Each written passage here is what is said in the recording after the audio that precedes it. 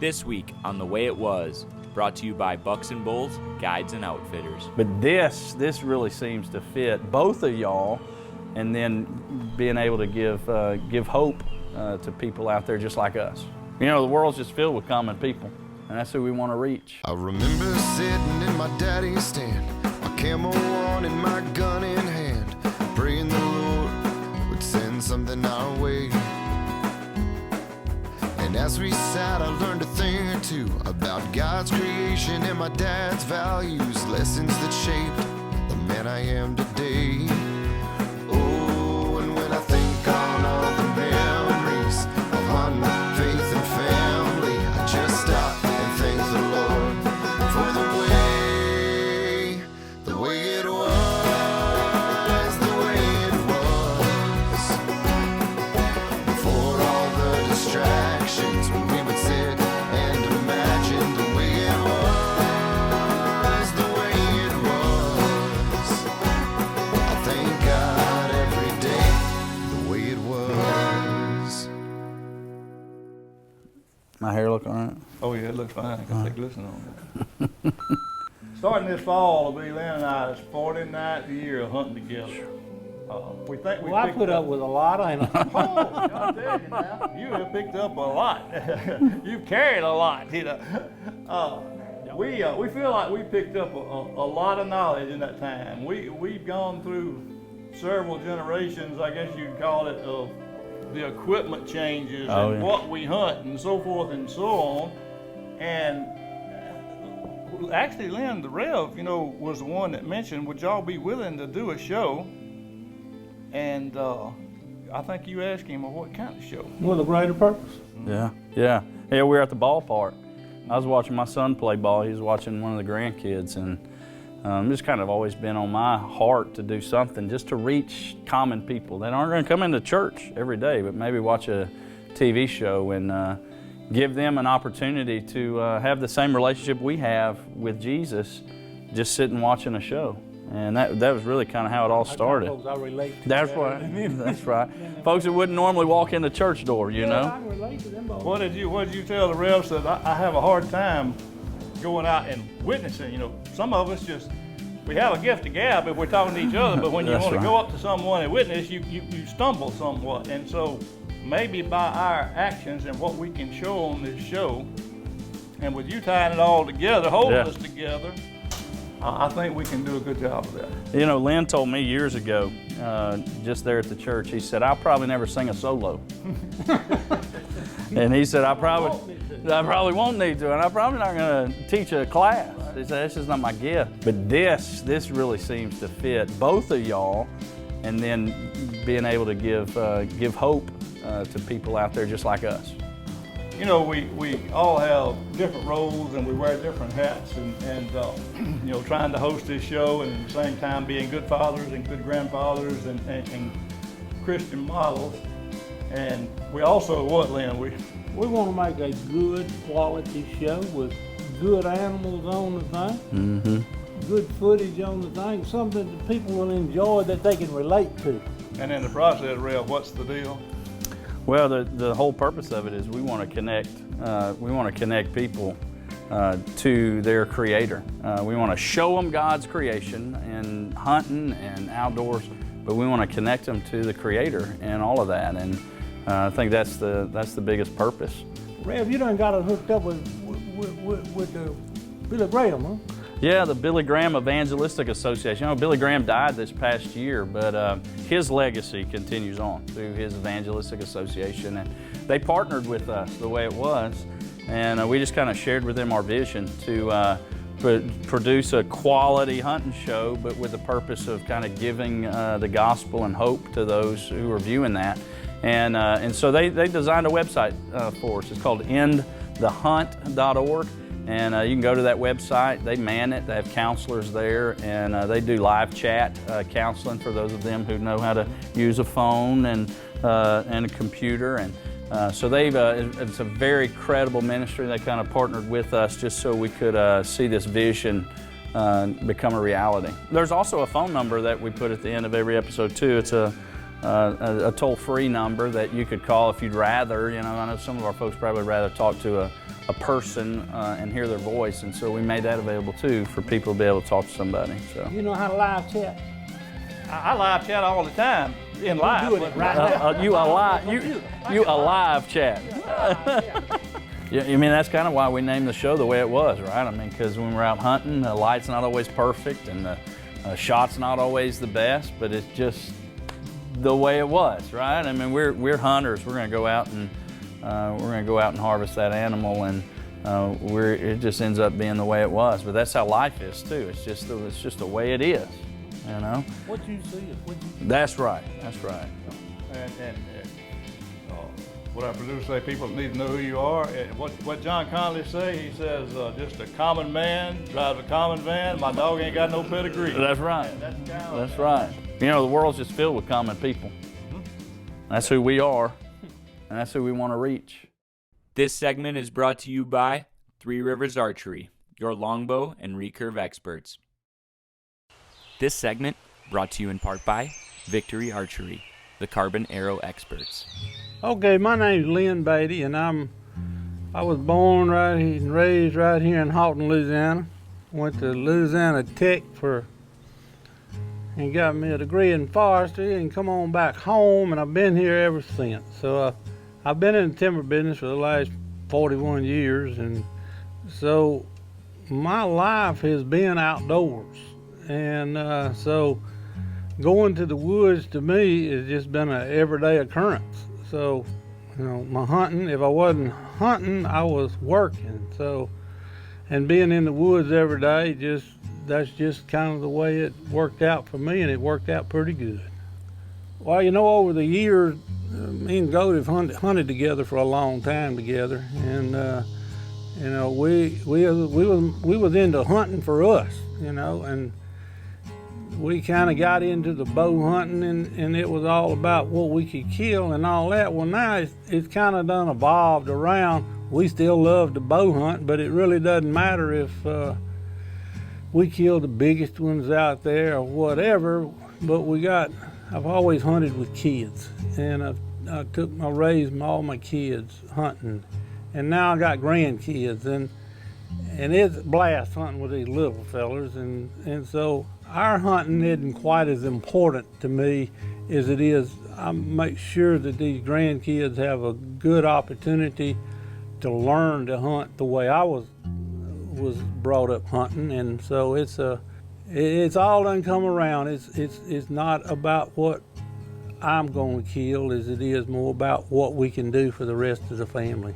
You know, I've taken kids hunting with me before my boys was big enough to hunt, but you know, when you got a little old kid with you and he kills his first deer, there's some excitement there that kid just made a life memory. He'll never forget killing his first deer, and there's no telling how many kids have been sitting in my lap when they killed their first deer. And every one of them, when I see them, I don't care if they're 40 years old now, they'll still tell me, I remember whenever I was sitting in your lap and killed that deer here, or killed that deer in Texas, or over here. And so that's kind of neat to have something. It made a bond with that kid for the rest of his life, that he remembered where he was at when he killed his first deer. And it's really been a blessing for me to be able to take these kids, you know. Some grandpas can't get around with their kids and grandkids, and so I really feel like it's a blessing. I'm gonna keep doing it as long as my legs will hold me up. You know, hunting with these kids, we might have 5 or 6 kids hunting in the same day, and when they come in at night, every one of them has got a story about what they saw and what they did.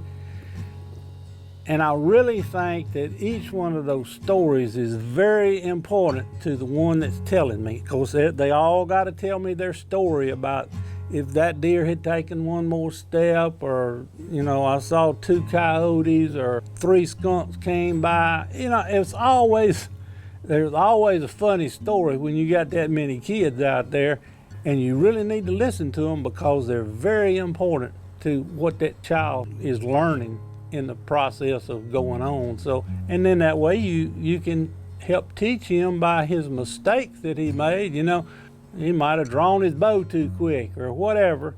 So, look, when a kid starts telling you his story about a hunt, go ahead and listen to him. Never know, you might learn something too. This segment is brought to you by Striker Concepts, your go-to for the most innovative and functional tools on the market.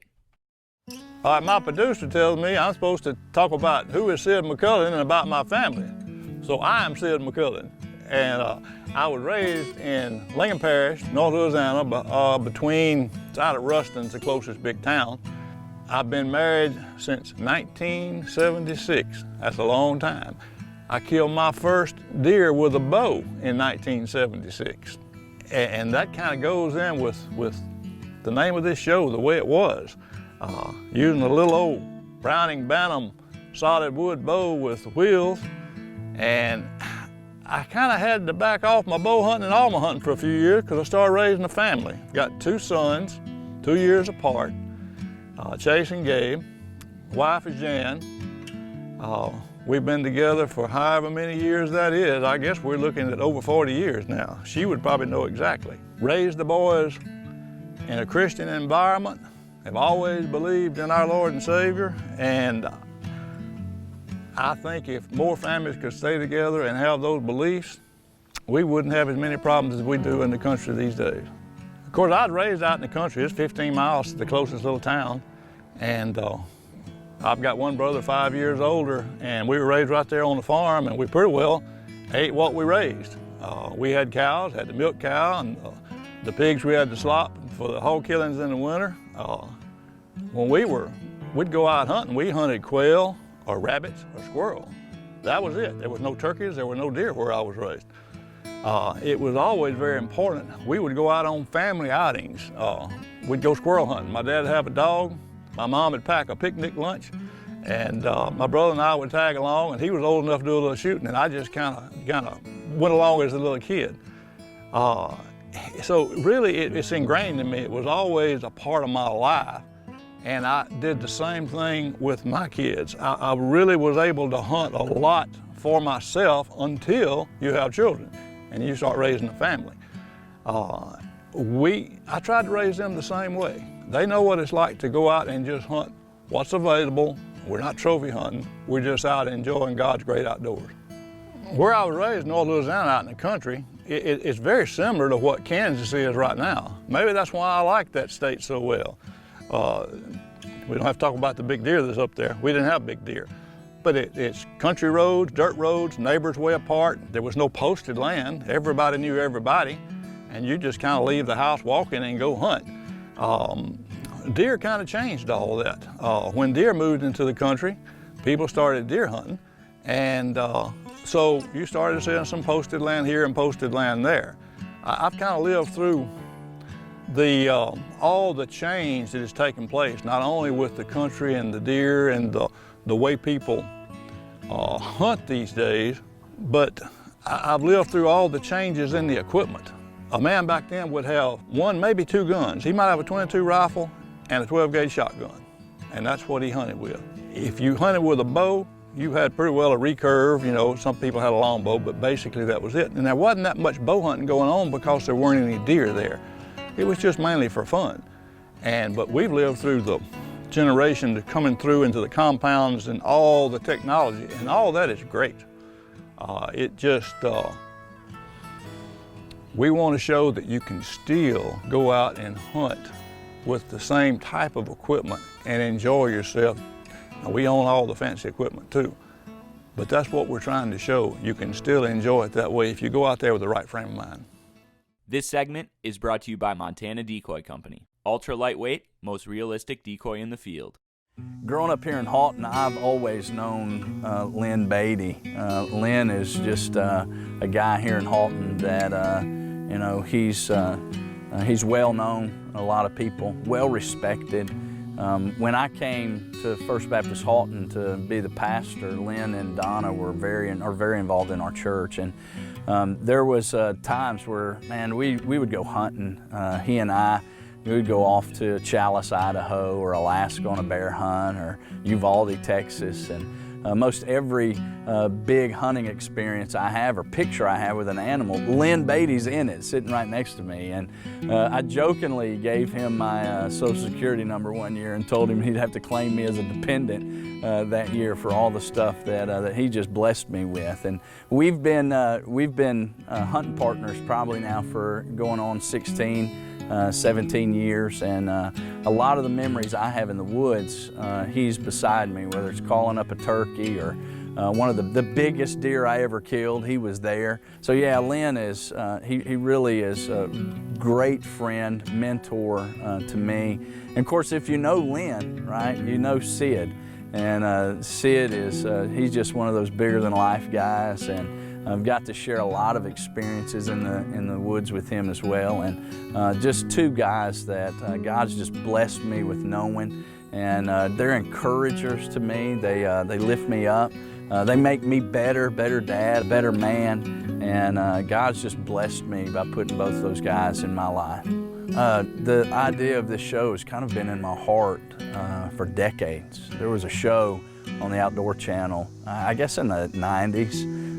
It was called Adventure Bound Outdoors. Chuck McAllister, at the end of every episode, he was a pastor, and he would get up at the end and he would kind of share a message, give the gospel. And I remember sitting there thinking, man, that's a dream right there, to be able to kind of marry my passion for the outdoors and my desire to see men and outdoorsmen just get to hear about the gospel and to make a decision to follow Jesus. And I remember eating one evening with Chuck and his wife and my wife, and just talking about the show. This was when it was in its heyday, and just had that dream in my heart to do something like that.